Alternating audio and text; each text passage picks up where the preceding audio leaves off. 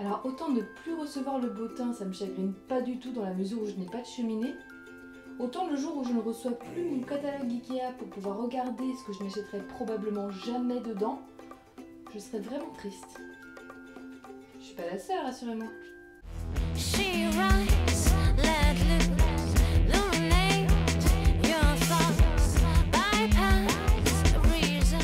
Salut à tous et bienvenue dans l'épisode numéro 38 de Junk on the Web. Ces derniers jours, ça a été la méga loose pour les femmes sur le web. En commençant par Jennifer Lawrence et ses petites copines qui ont tourné à poil sur tous nos écrans, et j'ai trouvé ça très gênant. Et une fois que le web a eu fini de se taper une solitaire sur leurs photos, voilà qu'est arrivée Valérie Trierweiler. Autant dire que cette semaine, le respect de la vie privée a fait partie de ces gens qui partent en vacances juste quand tout le monde fait sa rentrée.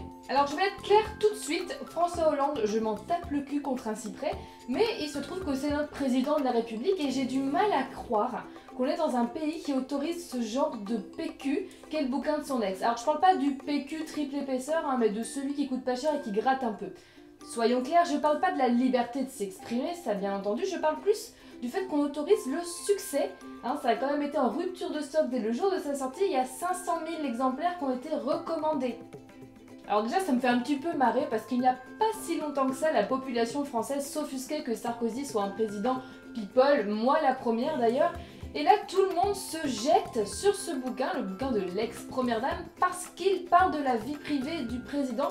C'est quand même un beau pays d'hypocrites la France des fois je me dis.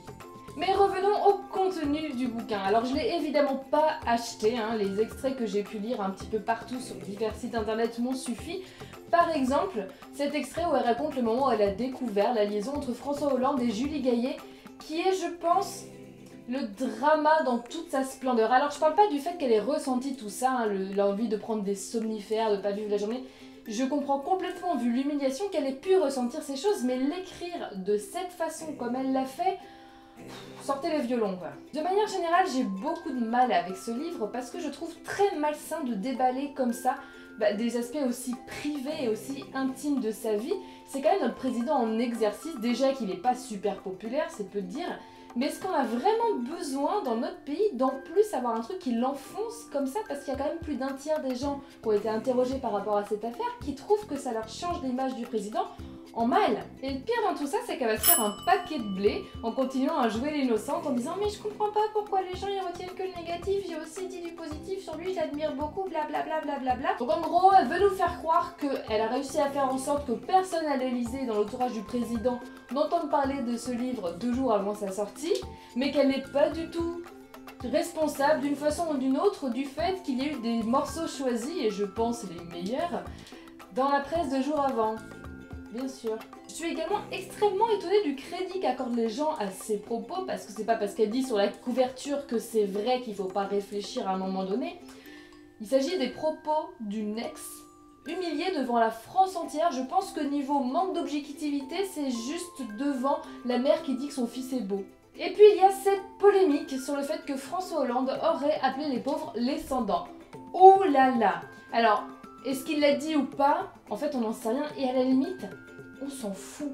Je sais pas ce qui est important, c'est ce qu'il fait pour les pauvres ou ce qu'il en pense. Franchement, soyons honnêtes. À qui c'est jamais arrivé d'avoir un client un peu chiant, mais pour qui on fait quand même du bon boulot et devant qui on se comporte tout à fait correctement, devant qui on est sympathique. Et au final, ce qui lui importe à ce client, c'est qu'on fasse bien notre boulot et qu'on prenne soin de lui. C'est pas ce qu'on dit à notre femme ou à notre mec sur l'oreiller en disant « Putain, il est un peu chiant ». Et d'accord, ça a déjà tous dû vous arriver à un moment donné. Eh bien, je vous apprends que François Hollande, c'est pareil, c'est pas Dieu, c'est juste un président de la République. Donc voilà, c'est une polémique pour moi qui prend des proportions assez énormes et qu'en plus on ne peut pas vérifier. Bref, je trouve que cette histoire a des conséquences totalement démesurées, mais par-dessus tout, ce qui m'agace, c'est l'image que Valérie Trierweiler donne de la femme, c'est-à-dire le gros cliché bien ancré encore dans certains crânes, que les femmes sont des hystériques en faisant cet acte de vengeance, parce qu'on va pas se leurrer, c'est bien un acte de vengeance tellement égoïste et violent, je trouve, et agressif du moins on va dire. Et je me dis que quand je vois le nombre de femmes qui se battent au quotidien pour qu'on soit considéré comme aussi bien que les hommes et tout à fait capable de faire les choses comme les hommes, bah finalement, si on n'y arrive pas, c'est peut-être pas que de la faute des garçons, il y a peut-être certaines d'entre nous qui en sont grandement responsables. Première image de la semaine, nous allons parler de foot. Bah et voilà, elle a encore trop picolé. Non, mais on va pas parler résultats ou techniques, on va parler de cette photo de l'entraîneur de l'OM, l'Argentin Marcelo Bielsa, pendant une conférence de presse. Si vous n'avez pas suivi l'histoire, il n'a pas été vraiment ravi du fait que le club ne suive pas ses préconisations en termes de choix de joueurs pour cette saison, et il a donc décidé de déballer tout ça devant les journalistes qui, eux, étaient ravis. Mais si cette photo a fait le tour du web ces derniers jours, ce n'est pas à cause de lui, parce que lui, en fait, on s'en fout un peu, c'est plus pour la réaction très parlante de l'attaché de presse qui est derrière lui et qui a l'air d'être au plus profond du fond du gouffre.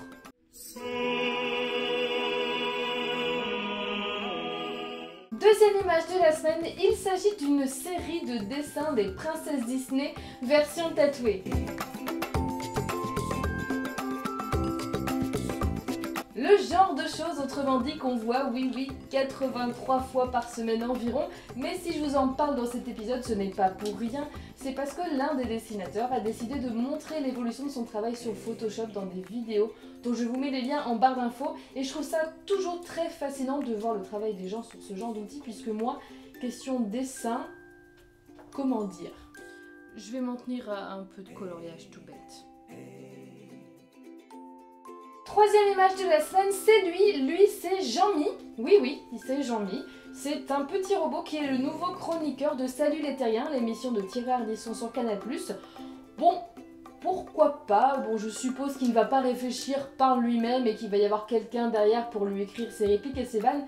Ça va donc peut-être faire encore quelqu'un qui va écrire des choses géniales mais qui lui ne sera jamais montré à l'écran, quel dommage. En tout cas, ça a au moins le mérite d'être original et puis pourquoi pas, après tout c'est un premier pas vers la conquête de la Terre par les droïdes.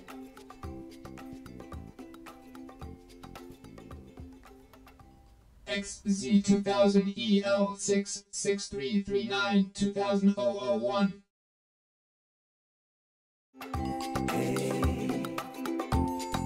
Cette semaine, Priscilla me demande « As-tu hâte du retour de The Walking Dead ?» Alors, pas vraiment en fait, on peut pas dire que j'ai hâte, c'est une série que j'aime bien et que je regarde quand elle passe, mais j'ai été un peu déçue par la dernière saison, j'ai trouvé ça extrêmement lent et j'ai trouvé que ça tournait quand même un peu en rond, c'est toujours le même schéma depuis le début, à savoir, il y a des zombies, le groupe d'humains survivants, donc avec les personnages, essaye de trouver un abri pour survivre, ils trouvent l'abri, ça se passe mieux, un con débarque, fait tout foirer, la moitié des personnages meurent, et ils repartent chercher un autre abri, et il se passe exactement la même chose, globalement c'est ça. Et on se demande juste à chaque fois, bon mais qui est-ce qui va mourir cette saison? Donc voilà, j'ai été un peu déçue. Par contre, apparemment de ce que j'ai pu voir, la prochaine saison devrait apporter au moins un début de solution à tout ça, un dénouement enfin. Ce qui fait que j'espère vraiment que ça va remonter un petit peu d'un cran. Par contre, une série que j'ai vraiment très hâte de voir et qui arrive très bientôt, c'est la dernière saison de Sons of Anarchy et qui va être un véritable bain de sang. Miam. C'est terminé pour l'épisode d'aujourd'hui, mais avant de vous quitter, j'ai également une petite question à vous poser. Puisqu'aujourd'hui, avec YouTube, on est tous plus ou moins obligés d'avoir un compte Google+, je me suis dit, autant en profiter. Et j'aimerais savoir si ça vous dirait que j'organise un Google Hangout. Donc globalement, moi je serai devant ma webcam à répondre à vos questions en direct. Et vous pourrez m'envoyer des questions via l'outil. Donc voilà, si ça vous intéresse, je vous invite à me le dire en commentaire. Et si je vois que ça vous tente, à ce moment-là, je vous retrouve sur la page Facebook pour vous dire quand, comment, voilà, comment ça fonctionne, etc. Vous pouvez également me retrouver sur Twitter et sur Instagram et également vous abonner à cette chaîne et partager cette vidéo auprès de vos amis. J'espère en tout cas que cet épisode vous aura plu. Je vous dis à la semaine prochaine. Bisous. Ciao ciao. Et kiss kiss bang bang.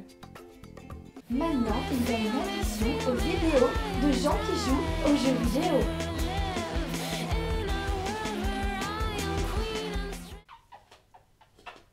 Je vais écrire un livre dans lequel je dirais que t'es le plus beau et le plus gentil chat du monde en toute objectivité. On va devenir très riche. Ce sera bien. J'achèterai des beaux petits vêtements.